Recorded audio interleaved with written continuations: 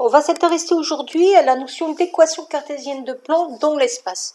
Donc le théorème qu'il faut que vous vous rappeliez, c'est que lorsqu'on a un vecteur normal à un plan, un vecteur orthogonal au plan, on peut trouver une équation cartésienne du plan de la forme ax plus by plus z plus d égale 0, où a, b, c seront les coordonnées du vecteur normal.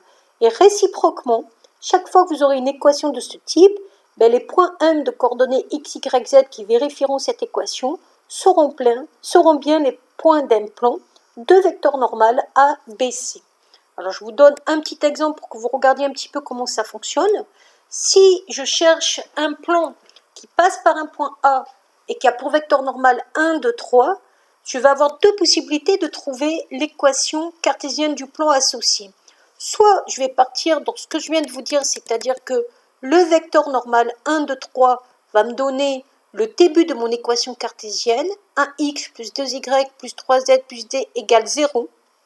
Et à partir de là, je trouverai la valeur de d en remplaçant par les coordonnées 1, moins 1, 2.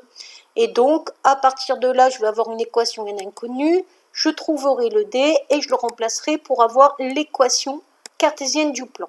Deuxième façon de faire que je préfère, c'est que je vais dire que si je prends un point M du plan, et que n est un vecteur normal et que A est un point du plan, le vecteur AM sera orthogonal au vecteur n. Donc le produit scalaire sera égal à 0. Et j'applique la formule du produit scalaire, sachant que les coordonnées de AM c'est x moins 1, y plus 1, z moins 2. Et donc en faisant la formule x' plus y' plus zz', j'obtiens directement en développant une équation cartésienne de plan. On peut vérifier d'ailleurs que vous aurez peut-être vous en développant un coefficient négatif qui va apparaître partout puisque ça dépend où l'on fait passer les termes. Voilà.